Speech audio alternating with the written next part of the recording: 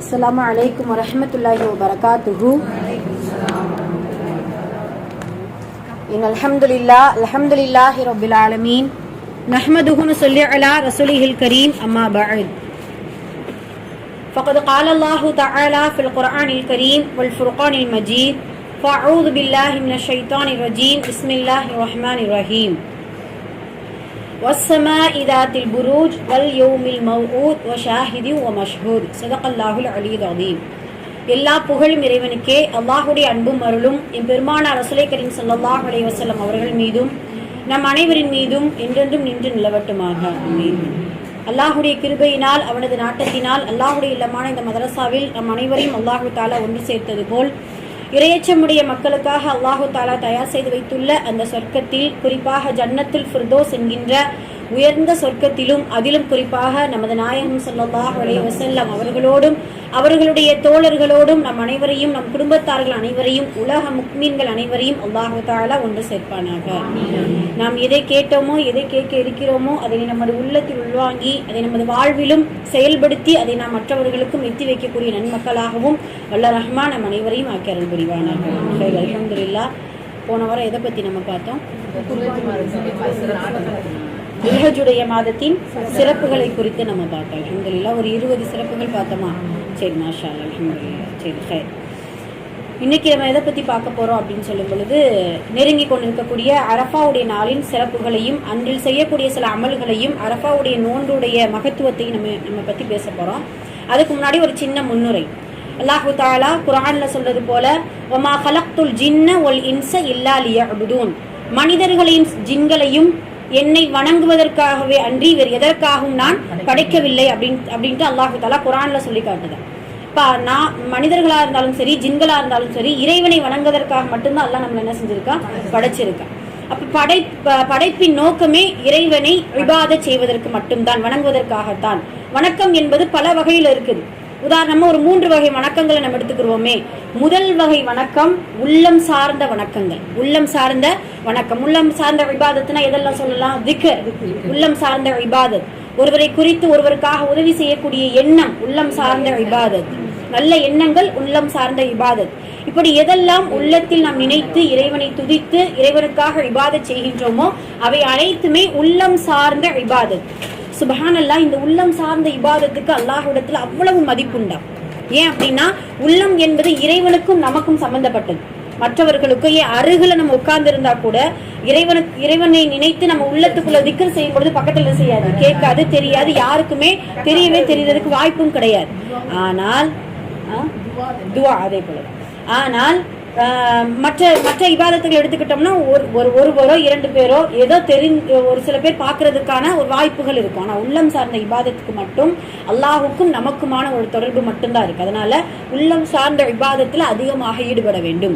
துஆ, இதே போல பிரார்த்தனை, திக்ர், மற்ற எந்தெந்த விஷயங்கள் நம்ம உள்ளத்தால் நினைக்க முடியுமோ, நியத், நேர்ச்சை, இது எல்லாமே உள்ளம் சார்ந்த இபாதத்துகள். சரிங்களா? இது ஒரு வகை. இரண்டாவது வகை என்ன அப்படின்னா, உடல் சார்ந்த இபாதத்துகள். இப்போ உதாரணமாக நோன்பு நோற்பது உடல் சார்ந்த இபாதத், தொழுகை உடல் சார்ந்த இபாதத். இப்படியான உடல் சார்ந்த இபாதத்துகளை நம்ம கவனம் செலுத்தணும். ஏன் அப்படின்னா, அல்லாஹு தஆலா நம்மளுடைய உடலையும் நமக்கு கொடுத்த ஆரோக்கியமும் அல்லாஹ் கொடுத்த அமானிதம். நம்மளுடைய உடல்ல எவ்வளவு ஆரோக்கியத்தை அல்லாஹு தஆலா இந்த உலகத்துல வாழ்கின்ற வரைக்கும் கொடுத்திருக்கின்றானோ, அந்த உடல் ஆரோக்கியத்தையும் உடல் உறுப்புகளையும் வைத்து அல்லாஹ்வுக்காக நம்ம என்ன செய்யணும்? அதிகமாக இபாதத் செய்யக்கூடியவர்களாக இருக்க வேண்டும். மறுமையில எல்லா உறுப்புகளையும் அல்லாஹ் பேச வைப்பான். அப்படிதானமா? இந்த பேசிக்கொண்டிருக்கக்கூடிய, இந்த உலகத்தில் பேசிக்கொண்டிருக்கக்கூடிய இந்த நாவுக்கு பூட்டு போட்டு எல்லா உறுப்புகளையும் பேசும் பொழுது, இந்த உறுப்புகளை எதுக்கெல்லாம் இபாதத்திற்கு நாம் பயன்படுத்தினோமே ஆனால் அந்த உறுப்புகள் நமக்கு எதிராக சாட்சி சொல்லாம நமக்கு சாதகமாக என்ன செய்யும்? இன்ஷா அல்லாஹ் சாட்சி சொல்லக்கூடியதாக இருக்கும். இது இரண்டாவது வகை இபாதத். மூன்றாவது வகை இபாதத் பொருளாதாரத்தின் அடிப்படையில செய்யக்கூடிய இபாதத். உதாரணமாக ஜகாத், சதகா, இறைவழியில் செலவிடுவது, எது எல்லாம் பொருளாதாரத்தை கொண்டு நம்ம இபாதத் செய்கிறோமோ. ஹஜ், சுப்ஹானல்லாஹ். இப்போ அந்த ஹஜ்ஜுடைய காலத்துல இருக்கும் இல்லையா, உடல் ஆரோக்கியமும் வேணும், பொருளாதாரமும் வேணும். ஏதாவது ஒன்று இல்லை அப்படின்னாலுமே ஹஜ் நமக்கு என்ன செய்ய முடியாது? செய்ய முடியாது. அல்லாஹ்வுடைய நாட்டம் அதுக்கு மேல இருக்கு. அப்ப இப்படி 3 வகையான இபாதத்துகள் நமக்கு இருக்குது. அப்ப ஆக மொத்தம் எத்தனை இபாதத்துகள் வகைகள் இருந்தாலும் இந்த உலகத்துல நம்மை படைத்த ஒரே நோக்கம் இபாதத் செய்வதற்காகத்தான். ஒரு நாளைக்கு 24 மணி நேரங்களை நம்ம எடுத்துக்கொண்டோமே ஆனால் இபாதத் அப்ப இப்படி நம்ம நினைச்சிடக்கூடாது. அப்ப முழுக்க முழுக்க இபாதத்திலேயே நம்ம மூழ்கிறணுமோ அப்படிங்கறதே நினைச்சிடக்கூடாது. மூழ்க மாட்டோம், இருந்தாலுமே அந்த என்னன்னா அல்லாஹ்வுடைய நோக்கம் என்னன்னா என்னுடைய இபாதத்து இருக்கணும். அந்த இபாதத்தின் மூலம் இந்த துன்யாவை நீ என்ன செஞ்சுக்கோ, தேடிக்கோ, இந்த துன்யாவை அனுபவிச்சுக்க, இந்த துன்யாவுக்கான உன்னுடைய பொருளாதாரத்தை சேர்த்துக்கோ, இந்த துன்யாவுக்காக நீ ஓடிக்கோ. அதுக்கு அதை நம்ம முன்னாடி வச்சுட்டு நம்ம இபாதத்தை நம்ம என்ன செஞ்சிடக்கூடாது, பின்னாடி வச்சிடக்கூடாது. அதுதான் அல்லாஹ்வுடைய நோக்கமாக இருக்குது. அது மட்டுமல்ல, நம்மளுடைய இஸ்லாமிய மார்க்கத்துல துறவரம் என்பதே கூடாது. துறவரம்னா புரியுதுங்களா? அதாவது பாதிமார்கள், அதாவது கிறிஸ்தவர்கள்லாம் பாத்தீங்கன்னா முழுக்க முழுக்க எனக்கு எந்த ஒரு வாழ்க்கையும் தேவையில்லை, இந்த உலக வாழ்க்கையே தேவையில்லை அப்படின்னு சொல்லிட்டு முழுக்க முழுக்க இறை ஆலயத்தில் இருப்பது என்பது இஸ்லாமிய மார்க்கத்துடைய சட்டமே கிடையாது. இப்ப ஆக மொத்தம் இபாதத் என்பது அல்லாஹ்வுக்காக முழுக்க முழுக்க வணங்க வேண்டும் அப்படிங்கறத நம்ம நினைச்சுக்கிறோம். இது எதுக்காக சொல்ல வந்தோம் அப்படின்னா, அல்ஹம்துலில்லாஹ் துல்ஹஜ்ஜுடைய சிறப்பான மாதத்துல நம்ம இருக்கிறோம். இந்த துல்ஹஜ்ஜுடைய முழு மாதங்கள்லையும் இபாதத்தை கொண்டு உடல் ரீதியாக, ஆரோக்கியத்தின் ரீதியாக, பொருளாதாரத்தின் ரீதியாக, உள்ளத்தின் ரீதியாக எத்தனை வகைகளில் நம்மளால் இபாதத் செய்ய முடியுமோ துல்ஹஜ் மாதத்துல மட்டும் கிடையாது. எதுக்காக இந்த மாதிரியான மாதங்களையும் சிறப்புகளையும் இந்த மாதிரியான வாய்ப்புகளையும் எல்லாம் கொடுக்கறாங்கிறது நமக்கு தெரியும். நம்மளை பக்குவப்படுத்துகிறார். நம்மெல்லாம் ஈமான்ல பலகீனமா போகும் பொழுது இது என்ன அப்படின்ட்டு, என்னடா வாழ்க்கை, இது என்ன சோதனை அப்படின்னு சொல்லி துவண்டு கொண்டு இருக்கும் பொழுது இப்படியான வாய்ப்புகளையும் இப்படியான மாதங்களையும் சிறப்புகளையும் கொடுத்து நம்மை ஈமானில் புதுப்பிக்க வைத்து நம்மை பக்குவப்படுத்தி இனி வரக்கூடிய மாதங்களில், இனி வரக்கூடிய நாட்களில் நல்ல முறையில் அமல் செய்து கொள்ளுங்கள், ஈமானை பாதுகாத்துக் கொள்ளுங்கள், இறையச்சத்தோடு இருங்கள் அப்படிங்கிறதுக்காகத்தான் இப்படியான ஏற்பாடுகளை அல்லாஹ் செஞ்சு கொடுக்கிறார். அதனால இந்த துல்ஹஜ்ஜுடைய மாதத்துல அதிகமாக இபாதத்தில் ஈடுபடக்கூடியவர்களா இருக்க வேண்டும் இன்ஷா அல்லாஹ். அல்லாஹ்வுடைய கிருபையினால் இதோ துல்ஹஜ்ஜுடைய போன வாரம் வெள்ளிக்கிழமை துல்ஹஜ்ஜுடைய ஆரம்ப நாள்ல இருந்தோம். அல்ஹம்துலில்லாஹ் ஒரு வாரம் ஆயிடுச்சு. பிறை 7ல நம்ம இருக்கிறோம். அல்ஹம்துலில்லாஹ் அல்லாஹ்வுக்கு முதல்ல நிறைய ஷுக்ர் செய்யணும். இந்த பிறை 7 நமக்கு கிடைச்சிருச்சு பாத்தீங்களா. இந்த துல்ஹஜ்ஜுடைய அதுலயும் ரசூல் ஸல்லல்லாஹு அலைஹி வஸல்லம் சொன்னது போல உலகத்திலேயே, உலகம் படைக்கப்பட்ட நாளிலேயே, உலகத்தில் இருக்கக்கூடிய நாட்களிலேயே அல்லாஹ்வுக்கு பிடித்தமான நாட்கள் துல்ஹஜ்ஜுடைய முதல் 10 நாள். அதுல 7 நாட்கள் அல்லாஹ் நமக்கு கொடுத்திருக்கான். சுப்ஹானல்லாஹ். அதுல எத்தனை அமல்கள் நம்மளால முடிஞ்சிருப்பா. ஏதோ நம்மளால முடிஞ்ச குர்ஆன், நம்மளால முடிஞ்ச நோன்புகள் நோற்று, நம்மளால முடிஞ்ச சதகாக்களை செய்து, ஏதோ நம்மளால் முடிந்த இபாதத்துகளை செய்து அல்லாஹ்வுக்கு விருப்பமான ஒரு அடியார்களாக நம்மளை நாமளே தயார்படுத்தி கொண்டிருக்கோம் இல்லையா. அதுக்கு அதிகமாக நிறைய ஷுக்ர் செய்யணும். இப்ப உள்ள இந்த 10 நாட்கள்ல எத்தனையோ மக்கள் பொழுதுபோக்கா இருந்துகிட்டு தான் இருக்கிறாங்க. இதனுடைய மகத்துவம் தெரியாம, இதனுடைய சிறப்புகள் தெரியாம ஏதோ தான் தோன்றித்தனமாக வீணாகவும் விளையாட்டாகவும் இந்த நாட்களை கழித்துக் கொள்ளக்கூடியவர்களும் இருக்கிறாங்க. அதுல இருந்து தவிர்த்து அல்லாஹ் நம்மளை தேர்ந்தெடுத்து இபாதத் செய்ய வைக்கிறான் இல்லையா. அதனால அல்லாஹ்வுக்கு அதிகமாக ஷுக்ர் செய்யக்கூடியவர்களாக இருக்கணும். அல்ஹம்துலில்லாஹ் இந்த 10 நாள்ல எது சிறந்ததுன்னு கேட்டா அரஃபாவுடைய நாள். இனி வரக்கூடிய 9வது அரஃபாவுடைய நாள், ஞாயிற்றுக்கிழமை 9வது நாள் அரஃபாவுடைய நாள் இந்த 10 நாட்களில் சிறந்தது. அது மட்டும் இல்ல, இப்படியும் கூட சொல்லலாம், இந்த அரஃபா நாள் இருந்ததின் காரணமாகத்தான் துல்ஹஜ்ஜுடைய 10 நாளே சிறப்பானது. அதனால இன்ஷா அல்லாஹ் அப்படியே துவண்டு விடாமல் இன்ஷா அல்லாஹ் அந்த அரஃபாவுடைய நாள்ல அதிகமாக இபாதத் செய்யும். அந்த அரஃபாவுடைய சிறப்புகளை நம்ம இன்ஷா அல்லாஹ் ஒரு 12 சிறப்புகளை நம்ம சொல்ல போறோம். அந்த 12 சிறப்புகளும் நம்ம கேள்விப்பட்டதாக இருந்தாலும் கூட அரஃபாவுடைய நாட்கள் நெருங்க நம்மளுடைய உள்ளத்தையும் நம்மளுடைய ஈமானையும் அதிகமாக நம்ம என்ன செஞ்சுக்கிறோம், தயார்படுத்திக் கொள்ளக்கூடியவர்களாக இருக்கணும். முதல்ல அரஃபாவுடைய நாளில் சிறப்பு என்ன அப்படிங்கிறத பாக்குறதுக்கு முன்னாடி அரஃபா என்றால் என்ன, அது ஏன் அரஃபான்ட்டு பேர் வந்தது அப்படிங்கறத நம்ம தெரிஞ்சுக்கிறோம் இல்லையா. அரஃபா என்றால் ஒருவருக்கொருவர் அறிந்து கொள்ளுதல். ஏன் அறிந்து கொள்ளுதல் பேர் இருந்துச்சு அப்படின்னா, உங்களுக்கு அந்த ஹிஸ்டரி தெரியும். ஆதம் அலைஹிஸ்ஸலாம் அவர்களும் ஹவ்வா அலைஹிஸ்ஸலாம் அவர்களும் செய்த ஒரு தவறின் காரணமாக இந்த உலகத்துல அல்லாஹ் இறக்கி விட்டு பிரிச்சு விட்டுட்டான். அப்படிதானே. ரொம்ப நாட்கள், பல வருடங்கள் இந்த உலகத்தில் பிரிந்து அவர்கள் தனியாகத்தான் இருந்திருக்கிறாங்க. அப்ப அவங்களுடைய தௌபாவின் காரணமாக, அவர்களுடைய தேடலின் காரணமாக அல்லாஹு தஆலா இறக்கப்பட்டு அந்த அரஃபா என்கின்ற இடத்துலதான் ஒன்று சேர்க்கிறான். அப்ப நம்மளுடைய ஆதிபிதா ஆதம் ஹவ்வா அவர்களுடைய சந்திப்பும் அவர்களுடைய அறிமுகமும் அந்த அரஃபாவுடைய நாளில் இருந்ததின் காரணமாகத்தான் ஒருவரைக்கொருவர் அறிந்து கொள்ளக்கூடிய நாள் அப்படிங்கிறது. அது போல ஹஜ் அதுதானே, எல்லா உலகத்துல இருக்க எல்லா மக்களையும் பார்த்துக்கிறாங்க. மொழியால், இனத்தால், குணத்தால் வேறுபட்ட எல்லா மக்களையுமே அந்த அரஃபா பெருவெளியில் பார்க்கும் பொழுது சுப்ஹானல்லாஹ் ஒருவருக்கொருவர் அறிந்து கொள்வது. இப்படியெல்லாம் அல்லாஹ் படைச்சிருக்கிறானா. இப்படியான மக்கள் அல்லாஹ் படைச்சிருக்கிறானா, இவ்வளவு கோடி மக்கள், இவ்வளவு லட்சக்கணக்கான மக்களை அல்லாஹ் தஆலா இப்படி ஒன்று சேர்த்திருக்கிறானா அப்படின்னு சொல்லும் பொழுது அது ஒரு பிரம்மாண்டத்தை ஏற்படுத்தக்கூடிய ஒரு நாளாக இருக்குது. அப்போ ஒருவருக்கொருவர் அறிந்து கொள்ளக்கூடிய ஒரு நாள் அப்படின்னு சொல்லிட்டு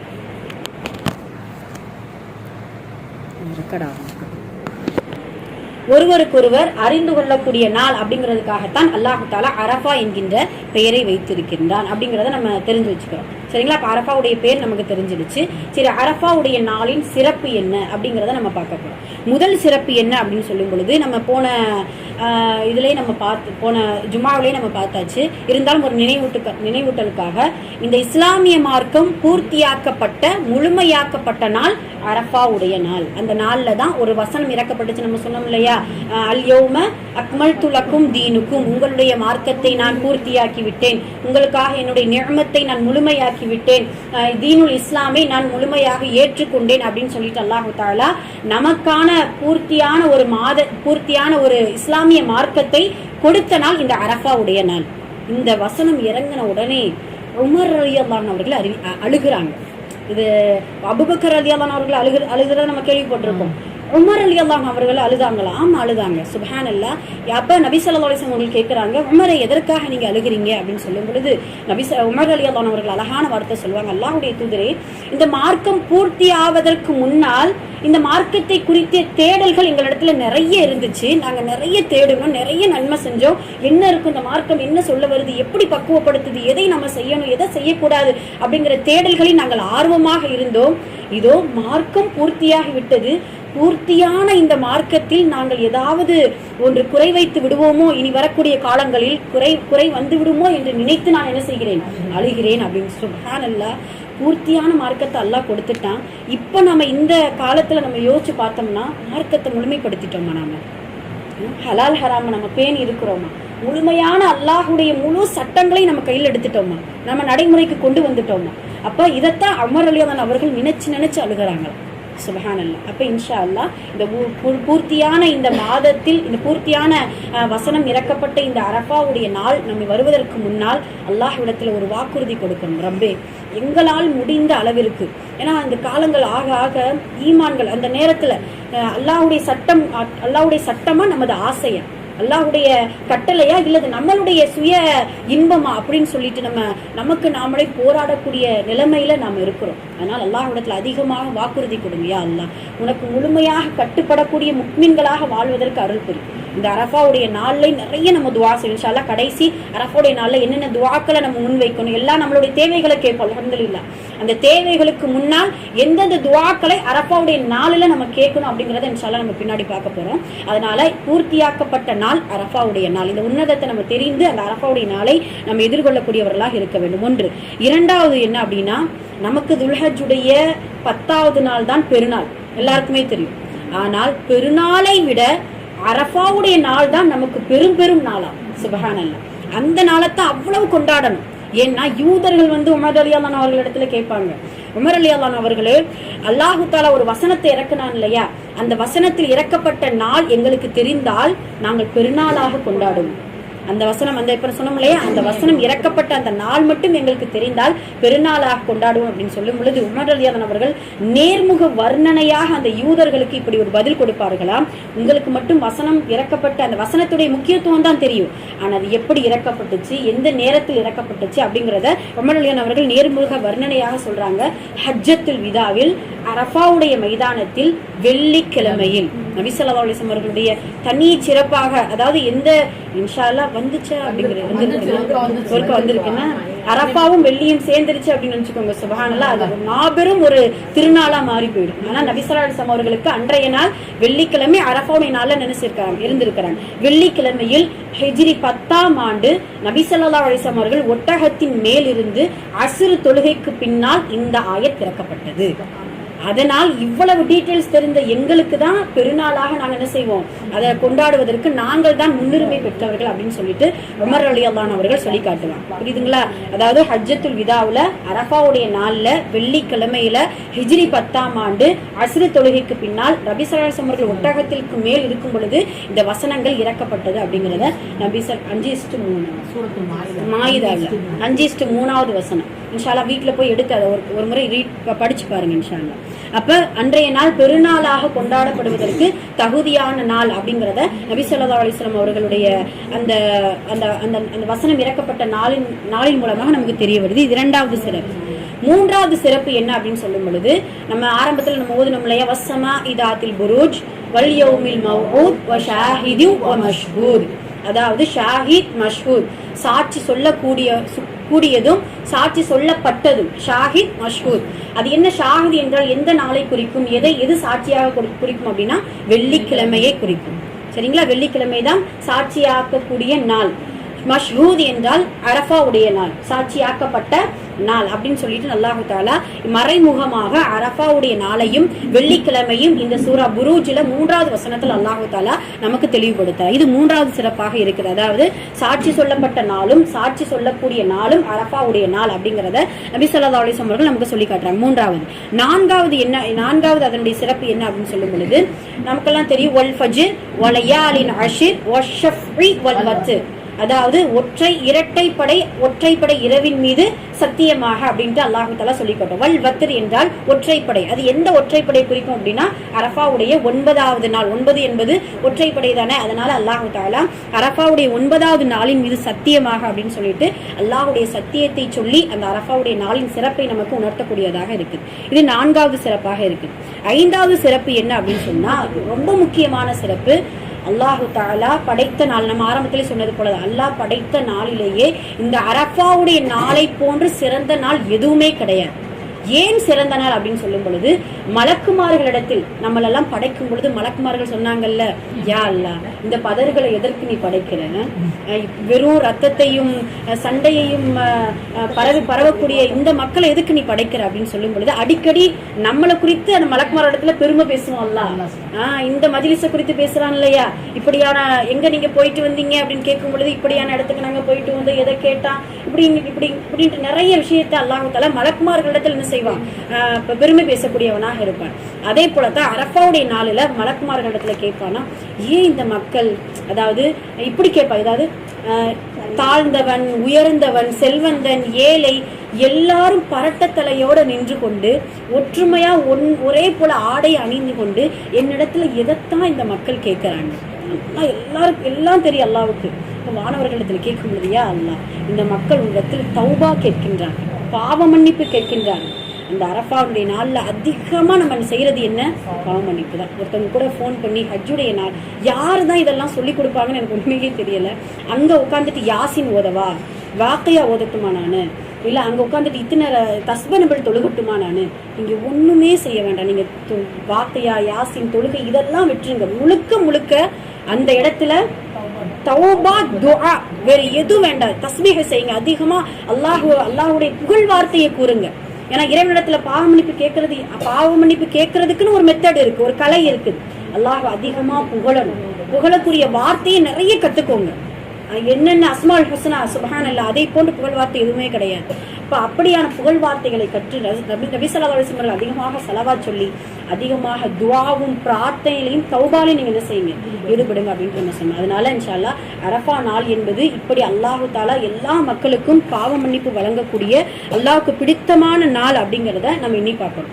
அந்த இடத்துல நம்ம யோசிச்சு பாருங்களேன், ஒரே ஆடையில ஒரே இடத்துல ஒரே ஒன்று கூடி இருக்கக்கூடிய மக்கள் எல்லோரும் இறைவனிடத்துல கையேந்தி அதுல ஒவ்வொருத்தருடைய முகத்தையும் பாருங்கள், அழுகையோடும் கண்ணீரோடும் என்னென்ன கஷ்டங்கள் என்னென்ன கவலைகள் இப்படி கூட சொல்லுவாங்க. அந்த இடத்துல நின்று கொண்டு பெரும் பாவம் செய்தாலும் ரப்பே இந்த பாவத்தை அல்லாஹ் இன்னும் மன்னிக்க மாட்டான் நினைக்கிறவன் துர்பாக்கியவானா.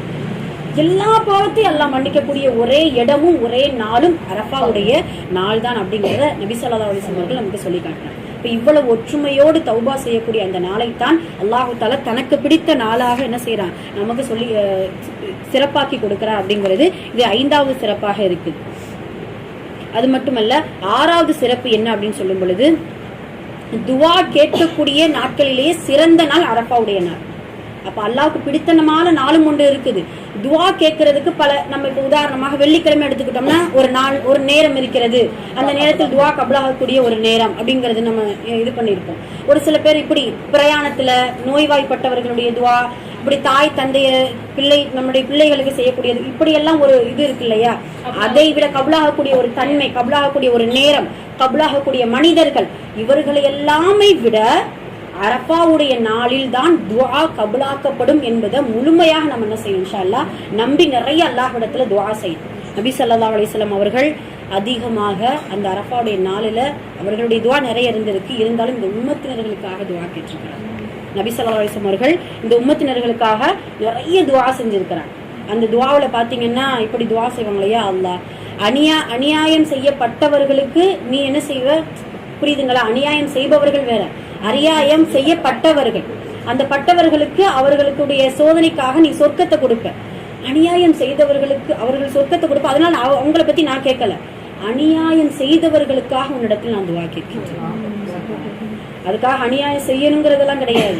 நமக்காக இந்த உம்மத் யாருமே அநியாயம் செய்தவர்கள், பாவிகள் யாருமே நரகத்துக்குள்ள போயிடக்கூடாது என்பதற்காகத்தான் நபி ஸல்லல்லாஹு அலைஹி வஸல்லம் அவர்கள் தனக்கு கிடைத்த ஒவ்வொரு வாய்ப்பின் போதும், தனக்கு கிடைத்த ஒவ்வொரு அந்த சந்தர்ப்பத்தின் போதும் இந்த உம்மத்தினர்களுக்காக நிறைய துஆ செஞ்சிருக்கிறாங்க. அப்ப ரசூலுல்லாஹ்வுடைய துஆவை அல்லாஹ் மறுப்பானா? அந்த அரஃபாவுடைய நேரத்துல கொஞ்ச நேரம் அல்லாஹ் தஆலா அந்த துஆவை ஏற்றுக்கொள்ளலை. அநியாயக்காரர்களுக்கு நீங்க துஆ செய்றீங்களா நபி? என்னென்ன அநியாயம், ஒரு உதாரணமா ஒரு வியாபாரத்துல, இல்ல கொடுக்கல் வாங்கல்ல, இல்ல உறவுகளுக்குள்ள என்னென்ன அநியாயம் செய்திருப்பாங்க இந்த மக்கள், செய்கிறார்கள் இந்த மக்கள். அநியாயக்காரர்களுக்காக நீங்க துஆ செய்றீங்களா? விடல அல்லாஹ் தஆலா. அல்லாஹ்வுடைய தூதர் அரஃபால துஆ செய்யறாங்க, முஸ்தலிஃபால துஆ செய்யறாங்க, மினாவுல துஆ செய்யறாங்க.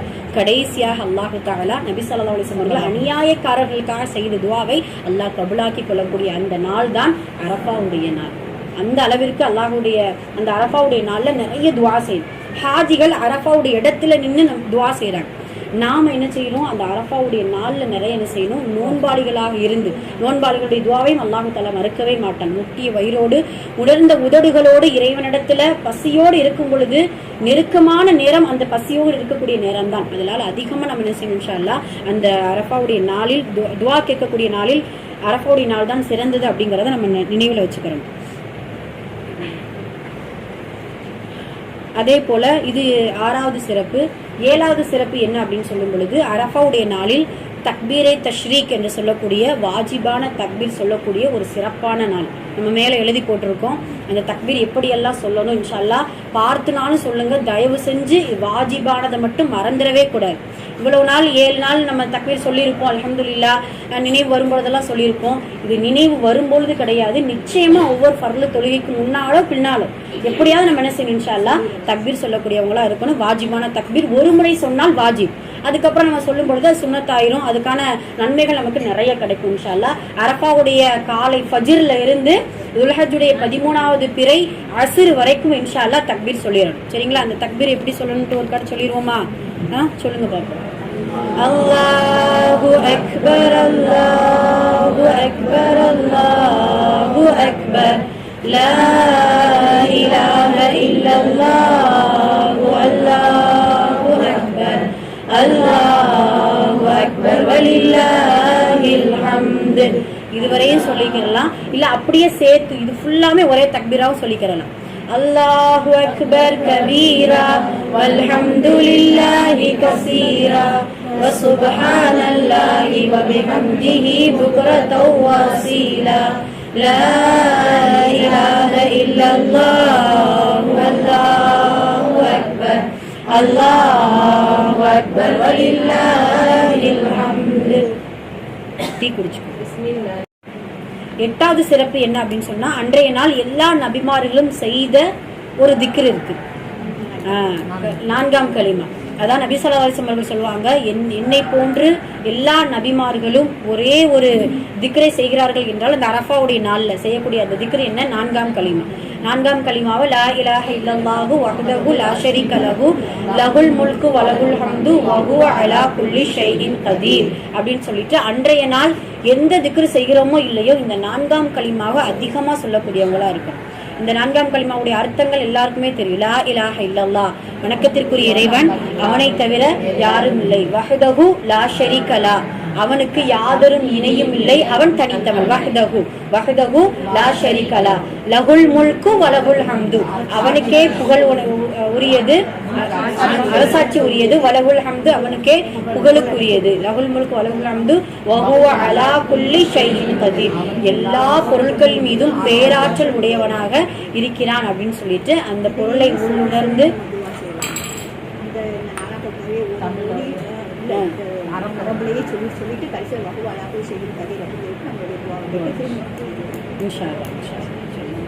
சொல்லி சொல்லி துவா செய்யலாம்.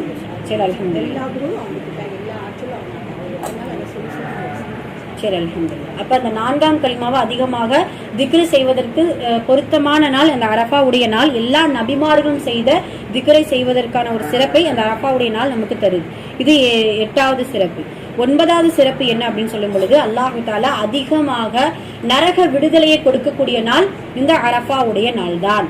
அதிகமா நரக விடுதலை நம்ம எல்லாம் கேள்விப்பட்டிருப்போம். ரமலானுடைய மாதம் என்பது அதாவது நரகத்துடைய கதவுகள் மூடப்பட்டிருக்கும், சொர்க்கத்துடைய கதவுகள் திறக்கப்பட்டிருக்கும் அப்படிங்கிறத நம்ம பார்க்கிறோம்.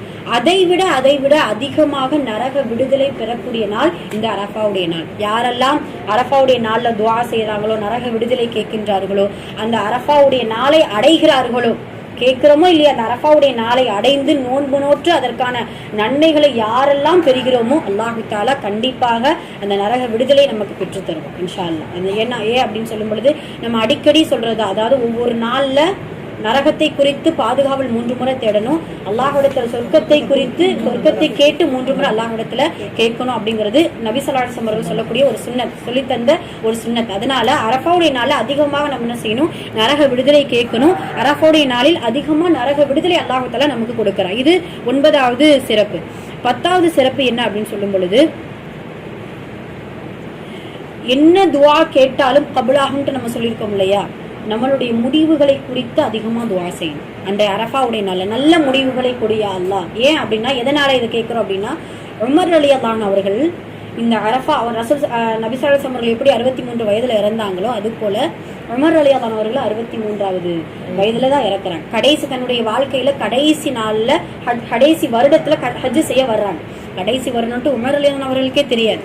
ஹஜ் செய்ய வந்துட்டு உமர் ரலியல்லாஹு அவர்கள் இப்படி துஆ செய்வாங்க. நிறைய துஆக்கள் உமர் ரலியல்லாஹு அவர்கள் செய்த துஆ இருக்குது.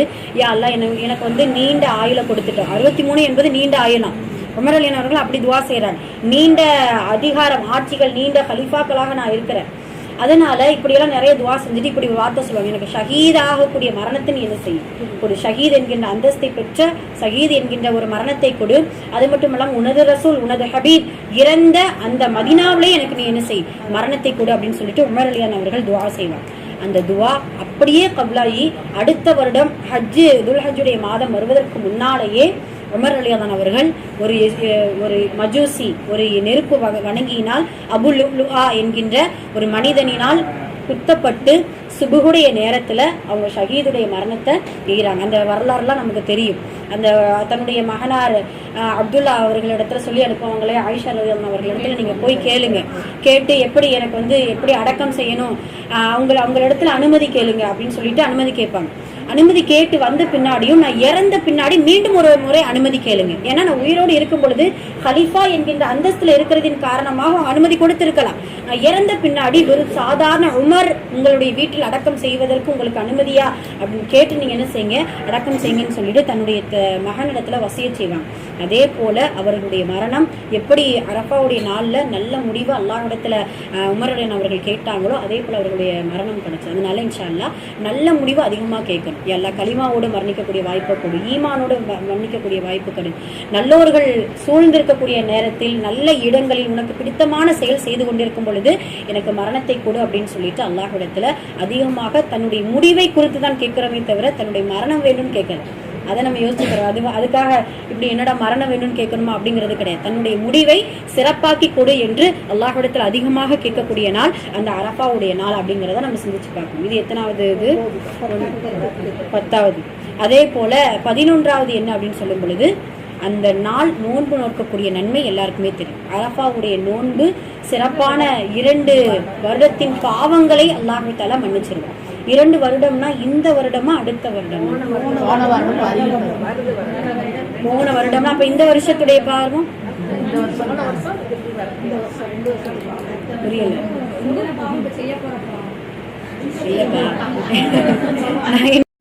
சரி சரி அல்ஹம்துலில்லாஹ். அப்ப 2 வருடத்தின் பாவங்களை அல்லாஹ் தஆலா மன்னிக்கக்கூடிய ஒரே ஒரு நோன்பு அரஃபாவுடைய நோன்பு. மற்ற எல்லா நோன்புகளையும் யோசிச்சு பாருங்களேன், இனிமே செய்யக்கூடிய பாவத்தை மன்னிக்கிற மாதிரி எந்த அமலுமே கிடையாது. இப்போ ரமலானே எடுத்துக்கிறோமே, முன் பாவங்கள் எல்லாம் எல்லாம் மன்னிச்சிருவோம் அப்படின்னு தான் சொல்லுவோம். முன் பாவங்கள் எல்லாமே மன்னிக்கக்கூடிய மாதம் ரமலானுடைய மாதம் அப்படின்னு சொல்லுவாங்க. ஆனா அரஃபாவுடைய நாள்ல மட்டும்தான், அரஃபாவுடைய நோன்புல மட்டும்தான் 2 வருடங்கள், அதுலயும் நான் அல்லாவே முடிவு பண்ணிட்டா எப்படியோ அடுத்த வருஷம் நீ பாவம் செய்யத்தான் போற. அது முடிவு பண்றது மட்டும் கிடையாது, அல்லாஹ்வுடைய ஏற்பாடே அதுதான். ஆதமின் மக்கள் எல்லோரும் பாவம் செய்யக்கூடியவர்கள் தான், பாவம் செய்பவர்கள் சிறந்தவர்கள், தௌபா செய்து மீள்பவர்கள் அப்படின்ட்டு அல்லாஹ் தஆலா அல்லாஹ்வுடைய தூதர் நமக்கு சொல்லி காட்டிட்டாங்க. அதனால இன்ஷா அல்லாஹ் இந்த நோன்பை எப்படியாவது நோற்றணும் இன்ஷா அல்லாஹ். ஏன்னா அந்த நோன்புடைய நன்மை நமக்கு ஒரு பக்கம் இருந்தாலும் நம்மளுடைய பாவங்கள் நமக்கு மன்னிக்கப்படுது இல்லையா? அதனால இன்ஷா அல்லாஹ் முடிந்த அளவு மற்ற நோன்புகள் வைத்தோமோ இல்லையோ, இந்த அரஃபாவுடைய ஞாயிற்றுக்கிழமை வரக்கூடிய 9வது நோன்பை கண்டிப்பாக வைக்கக்கூடியவங்களா இருக்கணும் இன்ஷா அல்லாஹ். இது அரஃபாவுடைய நாளின் சிறப்பாக இருக்கு. 12வது சிறப்பு என்ன அப்படின்னா, அன்றைய நாள் ஷைத்தான் அதிகமாக கதறி அழக்கூடிய நாள். இந்த ஷைத்தான் நம்மளை எத்தனை நாள் கதற வச்சிருக்கான், என்னெல்லாம் நம்மளுடைய இபாதத்தை பால்படுத்தி நம்மளுடைய நன்மைகளை இதாக்கி நம்மளுடைய நேரத்தை வேஸ்ட் ஆக்கி இவ்வளவு வேலைகள் செஞ்சு நம்மளை அழுக வச்சான்ல, அந்த ஷைத்தான் அழக்கூடிய ஒரே நாள் அந்த அரஃபாவுடைய நாள் தான். ஷைத்தான் இந்த உலகத்துல 3 முறை கதறி அழுந்திருக்கான். நம்ம அடிக்கடி சொல்லியிருக்கோம். சூரத்துல் ஃபாத்திஹா இறக்கப்படும் பொழுது கதறி அழுந்திருக்கிறார். 2வது நபி ஸல்லல்லாஹு அலைஹி வஸல்லம் அவர்கள் பிறந்த நாள் அன்று, 3வது நாள் அரஃபாவுடைய நாள். ஏன் அரஃபாவுடைய நாள்ல இவ்வளவு அவனுக்கு வேதனை ஏற்படும் அப்படின்னா, அல்லாஹ் கண்டிப்பா இந்த அரஃபா நாள்ல நோன்பு நோற்று துவா செய்து தௌபா செய்பவர்களே அல்லாஹ் கபூல் செஞ்சுக்கிடுவான். அந்த ஹாஜிகள் ஒட்டு மொத்தமா நின்று அல்லாஹ்விடத்துல அழுது புலம்பக்கூடிய அந்த காட்சியை பார்த்துட்டு கண்டிப்பா அல்லாஹ் இரக்கமாயிருவானோ மன்னிச்சிருவானோ அப்படின்னு நினைச்சு, ஐயோ நம்ம சொல்லிட்டு அந்த சவால் என்ன ஆகுறது, சவால் விட்டுட்டு வந்தானே அல்லாஹ்விடத்துல, உன்னுடைய அடியார்கள் எப்படியாவது நான் வழிகெடுப்பேன், எப்படியாவது இந்த நரகத்தை நிரப்புவேன் அப்படின்னு சொல்லிட்டு ஷைத்தான் அந்த வாக்குறுதி கொடுப்பா. அப்ப நம்மளுடைய வாக்குறுதியில நம்ம தோல்வி ஆயிருமோ அப்படின்னு நினைச்சு ஷைத்தான் என்ன செய்வானா, அதிகமாக அழக்கூடியதாக இருக்கிறான். அதுல பாத்தீங்கன்னா அந்த அரஃபாவுடைய நடு ஒரு பகுதியில ஜபலே ரஹ்மா அப்படிங்கிற அந்த ஒரு மலை இருக்கும். அந்த ரஹ்மா அப்படின்னா ரஹ்மத் இறங்கக்கூடிய மலை. அந்த இடத்துலதான் அரஃபாவுடைய மைதானத்துல, அந்த இடத்தில் தான் ஆதம் அலைஹிஸ்ஸலாம் அவர்களும் ஹவ்வா அலைஹிஸ்ஸலாம் அவர்களும் அந்த ஒன்று சந்திச்சிருக்காங்க. அல்லாஹ் ரஹ்மத் செஞ்சிருக்கு. அதனால ஜபலே ரஹ்மா அப்படிங்கிற அந்த பெயர் பெற்றிருக்கு. அந்த அளவிற்கு அல்லாஹ் தஆலா ரஹ்மத்தை இறக்கக்கூடிய, நம்மளை எல்லாம் மன்னிக்கக்கூடிய, ஷைத்தானை அளவைக்கக்கூடிய ஒரே நாள் அரஃபாவுடைய நாள் தான் அப்படிங்கிறத நம்ம சிந்திச்சு பார்க்கணும். அதனால இவ்வளவு சிறப்புகள் அரஃபாவுடைய நாள்ல இருக்குது. இந்த அரஃபாவுடைய நாளை எப்படியாவது நம்ம நோன்பு நோற்று அல்லாஹ்விடத்தில் அதிகமாக துஆவும் தௌபாவும் செய்யக்கூடியவர்களாக இருக்கும். சரி, எப்படியெல்லாம் நம்ம துவா செய்யலாம்? முதல்ல நம்மளுடைய தேவைகளை கேட்கலாம், ஒன்றும் பிரச்சனை இல்லை, அதுல எந்த ஒரு இதுவுமே கிடையாது.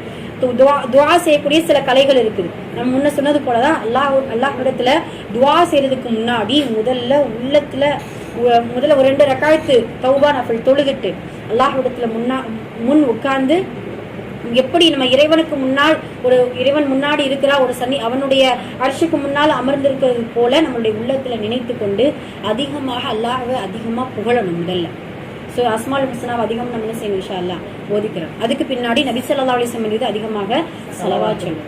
ஸலவாத் சொன்னதுக்கு பின்னாடி நம்மளுடைய பாவத்திற்காகத்தான் முதல்ல நிறைய துவா கேட்கணும்.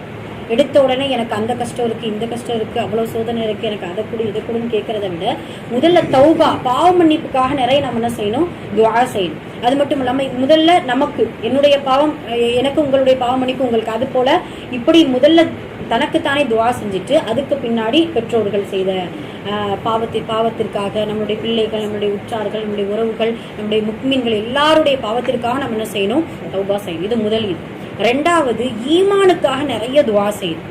யா அல்லாஹ் ஈமானோடு வாழ்ந்து ஈமானோடு மரணிக்கக்கூடிய பாக்கியத்தை கொடு அப்படின்னு சொல்லிட்டு நிறைய துஆ செய்யணும். இந்த காலத்துல ஈமானை சுமப்பது என்பது அல்லாஹ்வுடைய தூதர் சொன்னது அப்படி 100க்கு 100 உண்மை.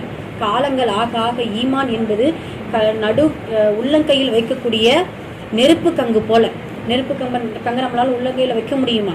அதே போலத்தான் ஈமானை சுமந்து இந்த உலகத்தில் வாழ்வது என்பது மிக கடினம். அதனால ஈமானோடு வாழ்ந்து ஈமானோடு மரணிக்கக்கூடிய பாக்கியத்தை கொடு அப்படின்னு சொல்லிட்டு அல்லாஹ்விடத்தில் துஆ செஞ்சு, யா அல்லாஹ் உன்னுடைய கட்டளைகளை முழுமையாக கட்டுப்பட்ட முஸ்லிம்களாக வாழக்கூடிய பாக்கியத்தை கொடு அப்படின்னு சொல்லிட்டு 3வது துஆவை நம்ம என்ன செய்யணும் இன்ஷா அல்லாஹ் முன்வைக்கணும். 4வது என்ன அப்படின்னா, யா அல்லாஹ் நீ கொடுத்த வேதத்தை உனக்கு பிடித்தமான முறையில் ஓதி அதன்படி நடப்பதற்கு எங்களுக்கு நேர்வழி காட்டு அப்படின்னு சொல்லிட்டு குர்ஆனை குறித்தும் அதனுடைய வழிகாட்டுதலை குறித்தும் நிறைய நம்ம என்ன செய்யணும் இன்ஷா அல்லாஹ் துஆ செய்யணும். இது 4வது. 5வது நபி ஸல்லல்லாஹு அலைஹி வஸல்லம் அவர்களுடைய சுன்னத்தை அடிப்பிரளாமல் யா அல்லாஹ் முழுமையாக பின்பற்றி வாழக்கூடிய பாக்கியத்தை கொடு அப்படின்னு சொல்லி இந்த துஆவல் இதெல்லாம் பாத்தீங்கன்னா நம்மளுடைய துஆவுடைய பட்டியல்ல கடைசியா தான் வரும். ஏதோ எல்லா தேவைகளையும் கேட்டு முடிச்சுட்டு இன்னும் என்ன கேட்கலாம் அப்படின்னு யோசிக்கும் பொழுதுதான் வரும். இதெல்லாம் முன்னே நம்ம என்ன செஞ்சிடணும், கேட்கணும். இதெல்லாம் கேட்கக்கூடிய இதெல்லாம் இருந்தாலே போதும், நம்மளுடைய சோதனைகள் கஷ்டங்கள் எல்லாமே நீங்கி போயிடும், எல்லாம் லேசாக்கி கொடுத்துரும். இப்ப இந்த துஆக்கெல்லாம் நிறைய நம்ம முன்வைத்து கேட்கணும். அதே போல நற்குணங்கள் நல்ல எண்ணங்களோடு வாழ்வதற்கு வாழக்கூடிய பாக்கியத்தை கூட அப்படின்னு சொல்லிட்டு நம்மளுடைய குணங்களை சீர்படுத்தக்கூடிய விஷயங்களை நம்ம என்ன செய்யணும், கேட்கணும். ஏன்னா நபி ஸல்லல்லாஹு அலைஹி வஸல்லம் அவர்கள் விட்டு சென்ற சுன்னத்திலேயே ஆகச்சிறந்த சுன்னத் அல்லாஹ்வுடைய தூதரின் நற்குணங்கள் மட்டும்தான். அதனால நற்குணங்களை நல்லதாக்கி கொடு அப்படின்னு சொல்லிட்டு அல்லாஹ்விடத்துல துஆ செய்யக்கூடியவர்களாக இருக்கணும். இது எத்தனாவது? 6வது. 7வது பாத்தீங்கன்னா, யாருக்காவது இந்த உலகத்துல வாழும்போது அப்படி வாழ முடியாது, இருந்தாலும் முயற்சி செய்யணும் இன்ஷா அல்லாஹ். யாருடைய மனதையும் கஷ்டப்படுத்தாம, யாருடைய பத்வாவிற்கும் ஆளாகிராம, நம்மளுடைய நாவாலோ நம்மளுடைய கரத்தாலோ யாருக்கும் துன்பம் கொடுக்காமல், அப்படி துன்பம் கொடுத்தால் அவர்களிடத்துல மன்னிப்பு கேட்கக்கூடிய மனதோடு வாழக்கூடிய பாக்கியத்தை கூட அப்படின்னு சொல்லிட்டு பிறர் கடமைகளை குறித்து நம்ம நிறைய துஆ செய்யணும் இன்ஷா அல்லாஹ். ஏன்னா நிறைய மறுமையில நம்மளுடைய கை சேதத்தை உண்டு பண்றது அது ஒண்ணுதானா. அல்லாஹ்வுடைய ரஹமத் அல்ஹம்துலில்லாஹ் நமக்கு கிடைச்சிருச்சுன்னா வெற்றி தான். அல்லாஹ்வுடைய ரஹமத்தும் அவனுடைய இபாதத்துல குறைபட்டுருச்சுன்னா அல்லாஹ் மன்னிக்க கூடியவன். மற்றவர்களுடைய கடமைகளை நம்ம குறை செஞ்சிட்டோம்னா அவர்கள் மன்னிக்காத வரைக்கும் எல்லாம் மன்னிக்க மாட்டோம். அதனால நம்ம இறக்குறதுக்கு முன்னாடி இந்த இதெல்லாம் செட்டில் பண்ணிடணும். யார் நமக்கு கஷ்டங்கள் நாம கொடுத்தோமோ இல்லை நம்ம ஏதாவது துன்பம் கொடுத்துட்டோமோ அது எல்லாத்தையும் இந்த உலகத்திலேயே மன்னிச்சு இந்த உலகத்திலேயே முடிச்சுட்டு நம்ம என்ன செய்யணும் இன்ஷா அல்லாஹ் ஆகிராவுக்கு பயணிக்கக்கூடியவர்களாக இருக்கும். இந்த விஷயத்தெல்லாம் நிறைய துஆ செய்யக்கூடியவர்களாக இருக்கும். அதே போல நம்மளுடைய பிள்ளைகள் நம்மளுடைய சந்ததிகளுடைய எதிர்காலத்துக்கு நிறைய துஆ செய்யணும். இந்த 40 வயசு அடைஞ்சிட்டோம்னா ஒரு துஆ நம்ம தினம் மதரசாவில் ஓதுவாங்க. ரப்பி அவ்ஸிஅனி அன் அஷ்குர நிஅமதக அல்லதி அன்அம்த அலைய வஅலா வாலிதைய வன் அமல ஸாலிஹன் ஃபஸ்லிஹ் லி ஃபீ துர்ரியதி. அந்த 40வது வயதுல செய்யக்கூடிய ஒரு அழகான வார்த்தை, அஸ்லிஹ் லி ஃபீ துர்ரியதி, என்னுடைய சந்ததிகளை எனக்கு சீராக்கி கொடு, அந்த துஆ. அதனால அதிகமாக நம்மளுடைய சந்ததிகளுக்காக நம்ம என்ன செய்யணும், நிறைய துஆ செய்யணும். ஏன்னா நாம இப்போ உதாரணமா இன்னைக்கு பேரண்ட்ஸ் மீட்டிங் அதை சொல்லத்தான் போறோம் இன்ஷா அல்லாஹ். தர்பியத் அப்படின்னா என்ன அர்த்தம்? பயிற்சி. குழந்தைகளை வளர்க்கறதுக்கு ஒரு தனி பயிற்சி தேவை. குழந்தை வளர்ப்பு அப்படின்னு சொல்லும்போது நம்ம எப்படி தவறா புரிஞ்சுக்கிறோம் அப்படின்னா, குழந்தை நல்லா ஆரோக்கியமா புஷ்டியா நல்லா வளர்க்குறோம், உடல் ஆரோக்கியத்துக்கு ஒரு பகுதி வைப்போம். 2வது நம்ம இறந்த பின்னாடி நம்மளுடைய பிள்ளைகள் யார் அதெல்லாம் இருக்குது. இது 2வது பட்சமா நம்மளுடைய பிள்ளைகளுக்கு நல்ல சேமிப்பு, நல்ல ஒரு செட்டில் பண்ணிட்டு நம்ம பயணிச்சிடணும். இதையெல்லாமே விட முன்னாடி ஒழுக்கமும் கல்வியும் நல்ல ஒழுக்கத்தையும் கற்றுக் கொடுத்துட்டு நம்ம என்ன செய்யணும் இன்ஷா அல்லாஹ் நம்ம மரணிக்கக்கூடியவங்களா இருக்கணும். அப்ப நம்மளுடைய சந்ததிகளுக்காக அதிகமாக துஆ செய்யுங்க. யா அல்லாஹ் ஈமான் உள்ள பிள்ளைகளாக, எங்கிருந்த போதிலும் இறையச்சமுள்ள பிள்ளைகளாக, தொழுகை நிலைநாட்டக்கூடிய பிள்ளைகளாக, பெற்றோர்களுக்கும் மற்றவர்களுக்கும் பணிவிடை செய்யக்கூடிய நன்மைகள் செய்யக்கூடிய பிள்ளைகளாக, உன்னுடைய பொருத்தத்தை பெற்ற பிள்ளைகளாக இந்த உலகத்தில் வாழ அருள் புரி அப்படின்னு சொல்லிட்டு நிறைய சந்ததிகளுக்கு நம்ம என்ன செய்யணும் இன்ஷா அல்லாஹ் துஆ செய்யக்கூடியவர்களா இருக்கும். இது எதுக்காக அப்படின்னா, அந்த அரஃபாவுடைய நாள்ல எப்படியாவது இறைவனிடத்துல முழுக்கினாலும் நம்மளுடைய துஆவை கபூலாக்க வைக்கணும். ஏன்னா அரஃபா மைதானத்துல நம்ம இல்லை, அல்லாஹ் அந்த பாக்கியத்தை நமக்கு கொடுக்கல. இன்ஷா அல்லாஹ் அடுத்த ஹஜ்ஜிலோ அடுத்த வருடத்திலே அல்லாஹ் நமக்கு அந்த பாக்கியத்தை கொடுப்பா இன்ஷா அல்லாஹ். ஆனா அந்த அரஃபாவுடைய நாள்லயாவது நம்ம என்ன செய்யணும் இன்ஷா அல்லாஹ் நிறைய துஆ செஞ்சு நம்மளுடைய பிள்ளைகளுக்காக, நம்மளுடைய ஈமானுக்காக, நம்மளுடைய கடைசி முடிவுகளுக்காக அன்றைய நாளை வேஸ்ட் பண்ணிடவே கூடாது இன்ஷா அல்லாஹ். ஏன்னா பெருநாளுக்கு நாள் அப்படின்னா வந்து ஏன் இவ்வளவு நம்ம இதுவா சொல்றோம் அப்படின்னா, நாள் எல்லாத்துலயுமே நம்ம மற்ற கவனங்கள் இருக்கும். ஐயோ உலுகையா கொடுக்கணுமே, அதெல்லாம் இருக்கலாம். இருந்தாலும் அதை விட முன்னோடியே நம்ம இதெல்லாம் வச்சுக்கிறோம். உலுகையா கொடுக்கணுமே, இல்ல ட்ரெஸ் பர்ச்சேஸ் பண்ணணுமே, இல்ல காய்கறி வாங்கணுமே, நாளைக்கு சமையலுக்கு என்ன செய்ய, வீடு வாசல்லாம் வந்து கிளீன் பண்ணணுமே, இதெல்லாம் நம்மளுடைய மைண்ட்ல ஓடிட்டே இருக்கும். இதை விட எப்ப வேணாலும் அதை செஞ்சுக்கிறலாம். இதை விட இந்த அரஃபாவுடைய அடுத்த வருஷத்துல நம்ம இருப்போமாங்கிறது ஒரு பெரிய சந்தேகத்துல இருக்கு இல்லையா? அதனால கிடைத்த வாய்ப்பையும் கிடைத்த நாளையும் நம்ம என்ன செஞ்சிடக்கூடாது, விட்டுடக்கூடாது. இன்ஷா அல்லாஹ் அடுத்த வருடத்துல அரஃபாவுடைய மைதானத்துல நின்று துஆ செய்யக்கூடிய பாக்கியத்தை எல்லாருக்குமே அல்லாஹ் கொடுக்கணும் இன்ஷா அல்லாஹ். ஏன்னா நம்மளுடைய ஏக்கங்களையும் நம்மளுடைய தேட்டங்களையும் அல்லாஹ் புரிஞ்சுக்கிடுவான்ல. ஹஜ் அப்படின்னு சொன்னா பொருளாதாரம் வேணும், ஆரோக்கியம் வேணும். அல்ஹம்துலில்லாஹ் அல்லாஹ்வுடைய நாட்டம்னு ஒண்ணு இருக்குல்ல, நம்ம நாட்டத்தின் மீது நம்பிக்கை வைப்போம். அல்லாஹ் எங்களுக்கு எப்படியாவது ஹஜ் செய்யக்கூடிய வாய்ப்பை கொடு. ஏன்னா அந்த நேரத்துல அந்த ஹாஜிகளாக நின்று அந்த பரட்ட தலையோடு அல்லாஹுடைய அடிமையை ப்ரூஃப் பண்ணக்கூடிய இடம் அந்த அரஃபாவுடைய மைதானமா. சுப்ஹானல்லாஹ், நிறைய சிறப்புகள் இருக்கு அந்த நாள். அதனால இன்ஷா அல்லாஹ் நம்ம உள்ளூருக்குள்ள இருக்கிறோம், அரஃபாவுடைய நோன்பை நமக்கு கொடுத்துருக்கான். அந்த நோன்பை வச்சு நம்ம என்ன செய்யணும், இன்ஷா அல்லாஹ் அல்லாஹ்விடத்துல நிறைய துஆ செய்யக்கூடியவர்களாக இருக்க வேண்டும். நம்மளுடைய பிள்ளைகளுக்காக துஆ செய்யணும். அது போல நம்மளுடைய கடைசியாக இருக்கிறது நம்ம கடைசி முடிவுகளுக்காகவும் நிறைய துஆ செய்யக்கூடியவர்களாக இருக்கணும். அதுக்கு பின்னாடி நம்மளுடைய தேவைகள், நம்மளுடைய கஷ்டங்கள், நம்மளுடைய காரியங்கள் இலகுவாக எது எல்லாம் துஆ செய்ய முடியுமோ. மற்ற நிறைய பேர் அரஃபாவுடைய தஸ்பீஹ் நபில் தொழுகுவாங்க, சுக்ரியா நபில், தௌபா நபில் இதெல்லாம் தொழுகுவாங்க. அதுக்கு முன்னாடி நம்மளுடைய துஆவையும் தௌபாவையும் நிறைய வைக்கணும். அதுதான் நம்மளுடைய ஒரு பெரும் முயற்சி இன்ஷா அல்லாஹ். சரிங்களா? கைர் அல்ஹம்துலில்லாஹ். இவ்வளவு சிறப்பான நாட்களை நல்ல முறையில் அடையக்கூடிய பாக்கியத்தையும், நல்ல அமல்கள் இஹ்லாஸோடு செய்யக்கூடிய பாக்கியத்தையும், அல்லாஹு தாலாவிடத்தில் அதிகமாக தௌபா செய்யக்கூடிய பாக்கியத்தையும், துஆ செய்யக்கூடிய பாக்கியத்தையும், அந்த அரஃபாவுடைய நாளில் இதையும் கேட்டுக்கோங்க இன்ஷா அல்லாஹ். ஹஜ் செய்யக்கூடிய பாக்கியத்தையும் யா அல்லாஹ் நீ கொடுத்து, அடுத்த வருடம் இந்த அரஃபாவுடைய தினத்தில் நோன்பு நோற்றவர்களாக அல்ல, நோன்பு அந்த அரஃபாவுடைய நாளில் ஹாஜிகளாக வலம் வரக்கூடிய பாக்கியத்தை எல்லோருக்கும் தர வேண்டும் என்று இன்ஷா அல்லாஹ் துஆ செய்ய அல்லாஹு தஆலா நம் அனைவருக்கும் தௌஃபீக் செய்வானாக. ஆமீன். அகூலு கௌலி ஹாதா அஸ்தக்ஃபிருல்லாஹ் லனா வ லக்கும் வ ஆகிரு தஅவானா அல்ஹம்துலில்லாஹி ரப்பில் ஆலமீன். அஸ்ஸலாமு அலைக்கும் வ ரஹ்மத்துல்லாஹி வ பரகாத்துஹு.